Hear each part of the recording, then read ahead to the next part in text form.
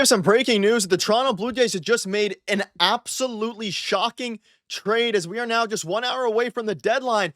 They have traded somebody that not only did no one see coming, wasn't in reports, but the return is confusing. It is baffling and just a jaw-dropping trade for this Toronto Blue Jays team. I'm going to break down exactly what it is and discuss what it means going forward. Quick reminder, though, make sure to hit that subscribe button. Your guys' support's been absolutely unbelievable. Things are happening by the minute. As soon as news drops, we're going to make videos for you all. I don't suspect that Ross Atkins is done. He is cooking up something big, but let's dive into what he is just traded Will Wagner away. For those who missed it, I mean, this is crazy. We also have some updates at the end, but no reports, no nothing. The Jays tweeted it themselves, and they've traded Brandon Valenzuela from the Padres in exchange, or we've acquired Brandon Valenzuela, rather, from the Padres in exchange for Will Wagner. The Toronto Blue Jays just traded Will Wagner, the guy they got back as a part of that player return for Yusei Kikuchi from the Astros last year, Joey Loperfido, Jake Bloss, and Will Wagner. And the Jays just traded Will Wagner, and we're going to dive into what this means, but just completely random, out of nowhere, and they acquired a catcher back. And I want to, dive into why this makes sense and things like that, but this is the most shocking trade I can remember in recent memory, not because of the fact that, Will Wagner was some insane player.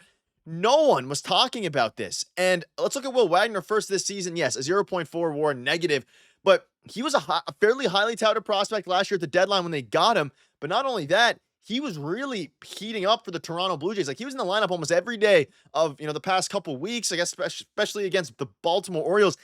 Something big has to be brewing here because this does clear up a 40-man roster spot. They have a logjam of players. I mean, you have Loperfido, Will Wagner, Davis Schneider, all these different guys, but just such a random trade that strange, right? And the Padres are going absolutely crazy. I mean, they're acquiring Ryan O'Hearn, left and right. There's craziness going on. Apparently, they're going to be trading Dylan Cease as well to the Astros. I am shocked. This is not something anyone saw coming, and more moves are to come, I hope. But let's dive into who they got back a little bit here, and we'll have more videos coming on it. He's a double-A. He's never played in the MLB. He's a double-A catcher, and the Jays did need catcher depth. They don't have much in the minor leagues at all. Of course, Ali Sanchez has been the backup. Is he going to get called up right away now while Kirk is out? I mean, it's possible. But at the end of the day, it makes some sense. Like, realistically, it does make sense. They have an abundance of, guys that are similar to a Wagner as it pertains to, like, the way they play and all those things. But I don't believe that this, the prospect they got back is even in the top 30 for the Houston Astros, or for the Pittsburgh Pirates, sorry.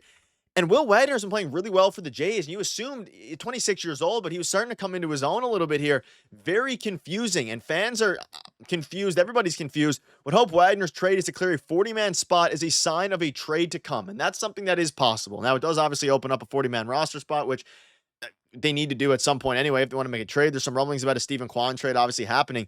But Will Wagner being just let go out of nowhere. I mean, we've seen Carlos Correa. This has been the craziest deadline in recent memories. We've seen Carlos Correa gone. We're seeing, a bunch of big trades happening. And the Jays are reportedly all in on relievers, on bats.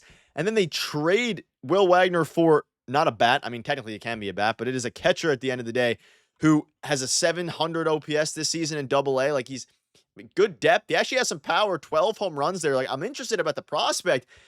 But it came out of absolute nowhere. And when you're looking at who's left, you have Griffin Jack, you have some guys here. Now, some notes on this prospect, Brandon Valenzuela. I'm also, refreshing Twitter as we're going because stuff is dropping. He is Rule 5 eligible this offseason. And according to Thomas Hall, basically, he helps address the Blue Jays' catching depth, which is thin at the upper levels of the minors. He's regarded more for his defense, but the 24-year-old has shown some pop this season, 12 home runs and a .159 ISO in 87 games. So, I mean, I guess it makes some sense. The confusing part to me is this doesn't seem like a trade that, like, the Jays need to do more. You have everybody. I mean, even the Yankees, they made some big acquisitions. David Bednar, you have Jake Bird, who is pretty solid, not great, but pretty solid. You have other teams going crazy. The Houston Astros reacquiring Carlos Correa, and you're in a race, not just with the AL East, but being ahead of the Astros, being ahead of the Detroit Tigers. That way you get that bye and avoid the wild card spot. But man, oh man, this is interesting. Now, something else to consider again. This, gives them some much needed catcher depth in the minors. This opens up a 40-man roster spot to hopefully cook up their next move. There's rumblings about Stephen Kwan, Ramon Laureano off the board. There's still some other players available, but boy, oh boy, is this one absolutely ludicrous. And again, he's a switch hitting catcher. They're going to have a 40-man crunch and could use some organizational catcher depth. So turning Wagner into because again, he won't be on the 40-man. The new catcher, not the headline item of the day, certainly. Preller just can't go 5 minutes without a trade. And that is true. He's been making moves left, right, center. It is truly ridiculous. But I didn't see this coming. And I'm not gonna overreact yet about how this is ridiculous and how they haven't made any other trades or anything like that. That's not what I'm worried about right now.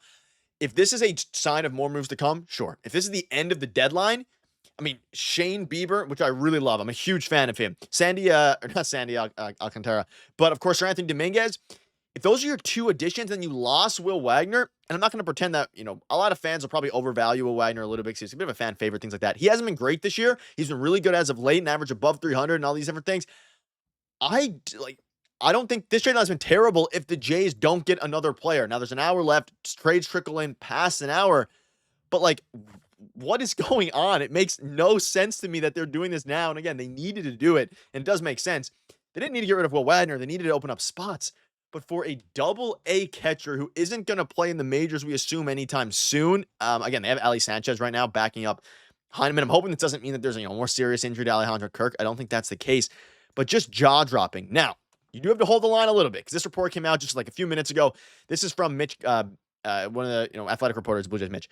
The Blue Jays woke up in deadline day seeking more bullpen help, starting pitching and depth, and a potentially a bat. After acquiring Shane Bieber, they are not done. A league source says with 2 hours until the deadline. Now there's an hour until the deadline. So I think this was tweeted out about an hour ago, but it started to rise a few minutes ago. At the very least, bullpen remains a priority. They tried for Mason Miller, were outbid by the Padres. Ultimately, the Padres gave up the number 3 prospect in baseball. Duran was seen as more attainable, with Toronto holding the top prospects to acquire him, but he's now the Phillies' closer, which is weird. I guess they didn't want to give up Arjun and Trey Savage. Other top relief options continue to fall off the board, including David Bednar, but many arms remain. So at the end of the day here, there is players available, but I don't know that, they have to go out and get somebody else. It is craziness right now. Absolutely craziness. Now, something to note. I see this right here. It just popped up on my screen. A new report from Ken Rosenthal has just dropped literally a minute ago here. So breaking news to you live while this video is on. From Ken Rosenthal, the Blue Jays are talking to the Twins about Griffin Jackson, the Guardians, about Stephen Kwan. Sources briefed in the discussion say things are starting to pick up there. So, folks, maybe this is the beginning of something huge, but Ken Rosenthal just came out and dropped that.